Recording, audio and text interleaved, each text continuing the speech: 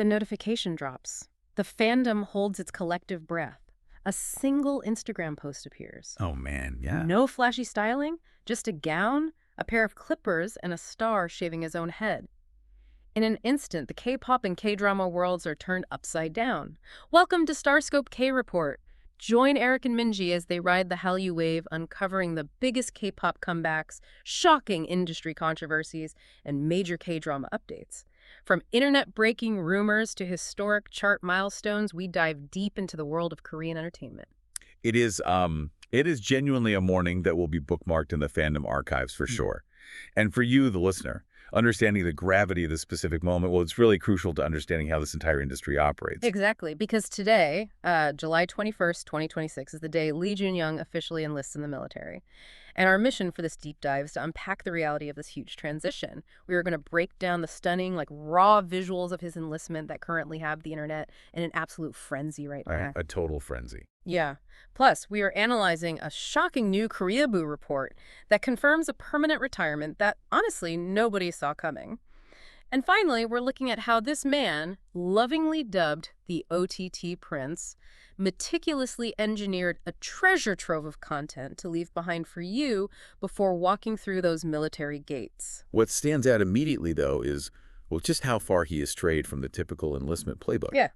Usually when an idol or an actor enlists, there is a very rigid, predictable PR machine at work. Oh, 100%. Right. Like the agency handles the photos, the message is carefully vetted by PR, and the aesthetic is highly, highly controlled. But Lee Jun-young, he just bypassed almost all of that. Let's start right there, actually, with the headline that is completely dominating timelines this morning. He shaved his own head, the enlistment that broke the internet. So, based on reports from Chosun and Soompi today, Lee Jun-young officially entered the Army Training Center to begin his mandatory military service as an active-duty soldier. And for anyone who's followed the Hallyu wave for a while, you know that enlistment days can quickly devolve into a chaotic media circus. Oh, totally. It gets wild. Yeah, you often have literally hundreds of fans camping out, drone cameras buzzing around, and just a sea of reporters trying to get one last shot of the star before they, vanish for 18 months. Which is exactly why his agency, Billions, stepped in early on this one. They released a very clear, firm statement beforehand announcing that his entrance would be entirely private to prevent overcrowding and ensure safety. Yeah, which is smart. It's a very smart logistical move. But instead of just slipping away into the shadows, he delivered one of the most intimate viral updates we've ever seen. I mean, he didn't go to a high-end salon in Gangnam to get a heavily stylized military buzz cut. No, not at all. He just posted a photo of himself in a barber's gown, physically whole-living the clippers and taking them to his own hair. It is incredibly jarring to see. Yeah. Usually the fandom gets the polished selfie, after the cut is finished, a nice clean aesthetic to say goodbye. But showing the process and doing it himself, right, that is just raw vulnerability. Yeah. And we really cannot ignore the historical and honestly psychological weight of hair in the Korean entertainment industry. And idol's hair is essentially corporate property. Wait, that is such a good point. Right. The color, the cut, the styling, it's all micromanaged by a boardroom of executives months in advance to align with comeback concepts or drama roles. It is a total commodity. Right. Which is why this image feels so cinematic to me. It immediately gave me major one-bin energy from that iconic bathroom scene in the movie The Man from Nowhere. Oh, wow. Yes, exactly that vibe. Right. It's like a snake shedding its skin in public. By physically holding those clippers, isn't he sending a message that he is reclaiming his ultimate agency? He is stripping away the highly produced corporate idol image and stepping into this next phase purely as himself. That is a brilliant way to frame it, actually. He is absolutely taking back the narrative. And he didn't do it entirely in isolation either, which is interesting. What do you mean? Well, before the haircut, he shared photos of his send-off crew, posing really affectionately with former UMB member Field Dog and Super Junior's Kim Hee-chul. Oh, right. The send-off photos. Yeah, and that detail is so crucial because it kind of maps out his entire footprint in the industry. You have Hee-chul representing the legendary second generation of K-pop royalty, and then Field Dog representing the grueling survival show Trenches, where Jun literally had to fight for his life to debut again. It really highlights how deeply respected he is across multiple generations of entertainers. And I mean, the fans are feeling that weight right now. The tears from both domestic K-nets and international fans are just flooding every platform today. Oh, the timelines are a mess of crying emojis right now. Truly. And this emotional outpouring comes right on the heels of the handwritten letter he dropped on June 14th, where he admitted to fans, "This is my 10th revision. I will return healthy and true to myself." You can physically feel him wrestling with how to say goodbye in that letter. 10 revisions. But he also managed to balance that heavy sentiment with a flash of his trademark wit. Mm-hmm. Right before enlisting today, the agency released a parting message from him that simply said, "Merry Christmas in advance and Happy New Year twice." I love that so much. His discharge date isn't until January 20th, 2028, so he is literally covering all his holiday bases for the next 2 years in one sentence. So on brand for him. It really is. But wait till you hear what netizens uncovered next, because this isn't just a temporary military hiatus. For one huge foundational part of his career, this is a permanent goodbye. Yeah, and this is where the tone of the morning really shifts from bittersweet to, legitimately heartbreaking. The headline we have to confront is, "An Idol No More. Why Jun is hanging up his mic." When I read this, it legitimately gave me whiplash. Let's ground this for the listener with some historical context really quick. Lee Jun-young didn't just stumble into the spotlight. He debuted back in 2014 as the Maknae, the youngest member of the boy group U-Kiss. Wow, 2014, it's been a minute. Right. And he didn't debut with a soft bubblegum concept either. His very first release was the 19-plus rated music video for Quit Playing, which was incredibly controversial and boundary-pushing at the time. Very controversial. Yeah. And later, he completely dominated the KBS survival show The Unit, taking first place overall and debuting as the center of the project group UNB. He is, the textbook definition of an all-rounder. Uh-huh. Unbelievable stage presence, explosive vocal stability while doing intense choreography, and a natural rapper. I mean, he just had it all. Which makes this new report from Koreaboo a massive bombshell. During an interview discussing his upcoming enlistment, Jin officially announced his permanent retirement from solo singer activities. Still can't believe it. I know. He explicitly confirmed that his September 2025 solo mini-album Last Dance, which featured that incredible hip-hop track Bounce and the ballad Mr. Clean, was quite literally his final dance. When he performed for 55,000 screaming fans at the AAA 2025 Awards, that was it. The mic has been dropped. For a K-pop fan, this is the ultimate Stan heartbreak. We really need to sit with the gravity of his word choice here, too. It is astonishingly rare for an idol to explicitly use the word retire.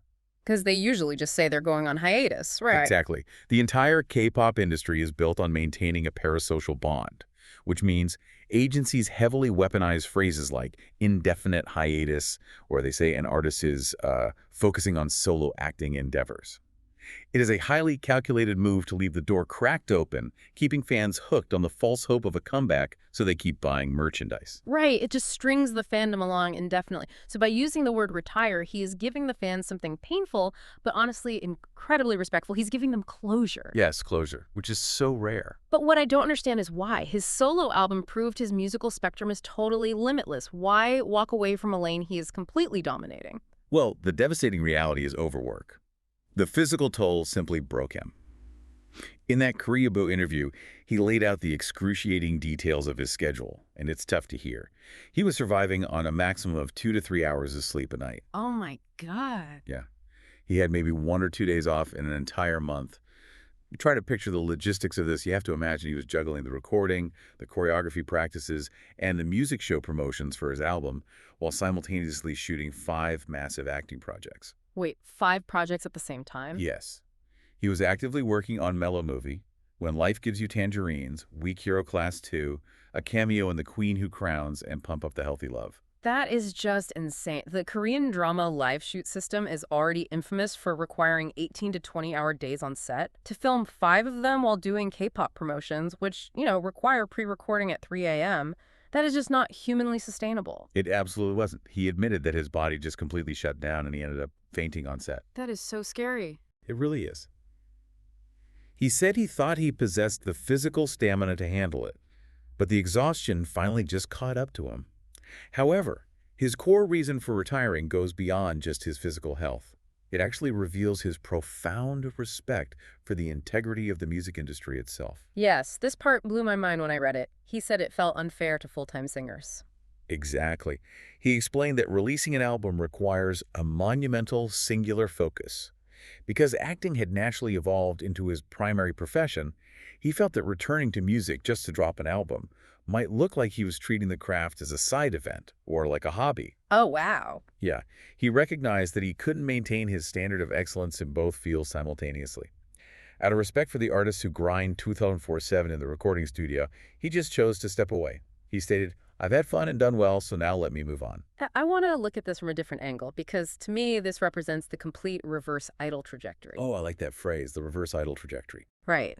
Because the standard playbook in Korean entertainment is that an idol uses acting as a stepping stone. They book a drama to boost their public recognition, which then drives more album sales for their group. Acting is usually subservient to the music. Yeah, that's usually how the pipeline works. But Jin reached the absolute pinnacle of K-pop performance. I mean, he won the AAA Best Acting Performance. He was hitting all kill status by simultaneously topping every major Korean music chart with his drama OSTs. And yet, he had the stunning self-awareness to gracefully relinquish the title of idol. He didn't hold on to it out of vanity. He let it go out of reverence for musicianship. It is a profound level of maturity. It really forces the listener to evaluate how much we demand of these artists, expecting them to be perfect singers, actors, and variety stars all at once. It's just too much pressure. And hey, if you love unpacking these complex layers of the Hallyu wave, even when the news breaks our hearts, make sure you're subscribed to Starscope K Report. We've got even bigger scoops ahead, and you don't want to miss how we break down the intricacies of this industry. Because here is the silver lining. While he might be dropping the mic, he is not leaving our screens. Later in this deep dive, we are going to explore the massive plot twist regarding his upcoming releases that absolutely nobody saw coming. The sheer volume of what he has prepared in secret is staggering. Yeah. It completely redefines what a military hiatus looks like. Let's transition into how he earned his new title then. The headline is, "The OTT Civil Servant Leaves a Treasure Trove." We are pivoting from the heavy reality of his physical exhaustion into the massive, pre-planned legacy he engineered to comfort you, his fans, while he serves his country. To really understand this, we need to briefly talk about what OTT means. OTT stands for over the top, which refers to massive global streaming platforms like Netflix, Disney+, and premium local networks like TVN that bypass traditional cable. In Korea, the streaming wars are fierce, and booking an OTT lead role is the highest tier of acting right now because of the global reach and, frankly, the massive budgets. And Jun has essentially conquered that space. According to Osen and Zapsy, this military hiatus isn't going to feel like a hiatus at all. You are actually going to see more of him on your screens now than when he was an active civilian. It's wild to think about. The backlog of content he filmed is mind-blowing. Let's look at the schedule. First, on August 29th, TVN's highly anticipated weekend drama, Four Hands, Two Sonatas will premiere, where he stars alongside Song Kang as a music prodigy. Cannot wait for that one. Same. Then we have the upcoming Netflix series, Our Sticky Love, where he is confirmed for a massive special appearance. Furthermore, his feature film, Handwritten, is already fully in the can and awaiting release. And we also have to acknowledge the insane momentum he's carrying into this enlistment right now. His JTBC drama Reborn Rookie just wrapped up on July 5th, hitting a massive 13.6% peak viewership rating. That's a huge number for cable. Huge! And he didn't just act in it, he played a dual role, literally housing the soul of a young intern and an elderly corporate chairman in a single body. That requires a masterclass in microexpressions and body language. He is walking through those military gates at the absolute apex of his acting abilities.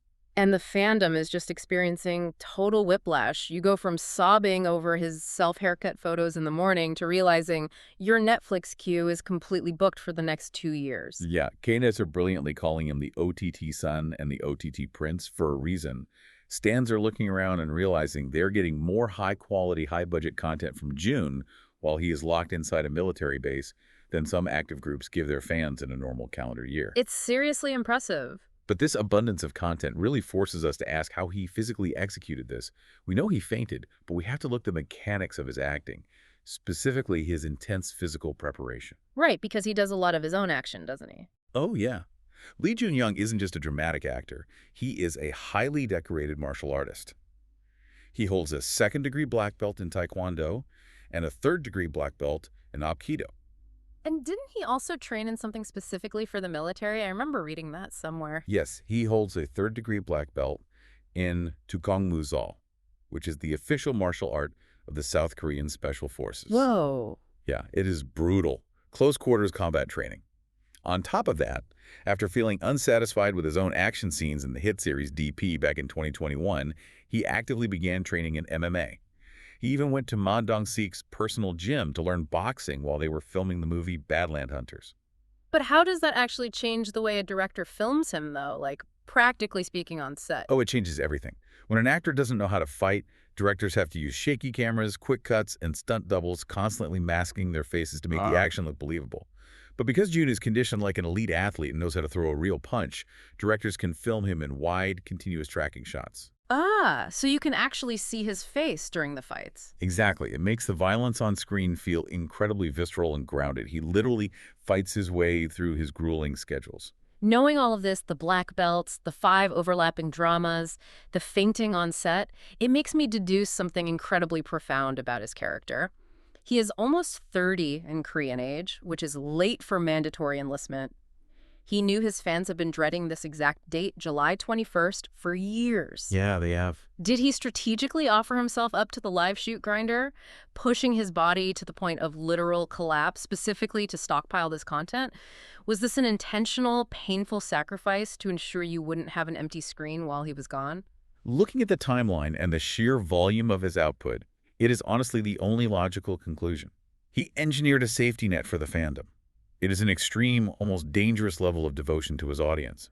He traded his own sleep and well-being so his fans wouldn't have to feel the sting of his absence. It is a beautiful, if terrifying, level of dedication. And if you want to be the first to know when these new dramas finally drop, hit that subscribe button so you never miss a KT update.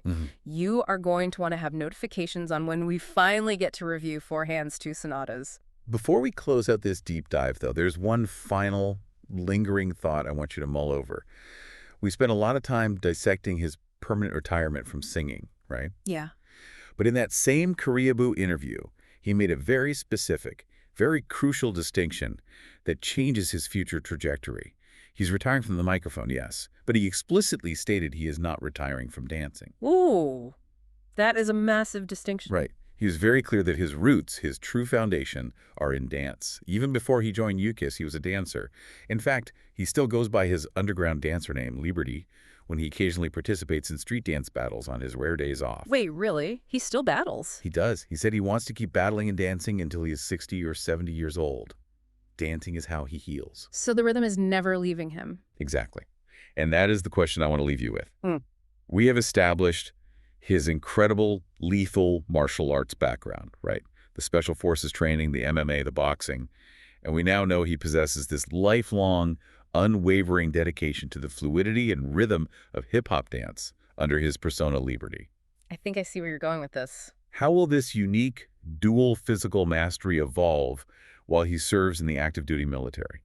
When he returns to the screen in 2028, are we going to see his raw hip-hop dancing seamlessly merge with his elite combat training to create a totally new rhythmic style of action choreography? Oh, that is a phenomenal concept. Imagine the lethal precision of John Wick, but executed with the fluidity and musicality of a K-pop main dancer. That would be mind-blowing. We saw tiny glimpses of that potential in Brave Citizen and DP, but a post-military Lee Jun-young combining the rigid discipline of the army with the boundless rhythm of liberty.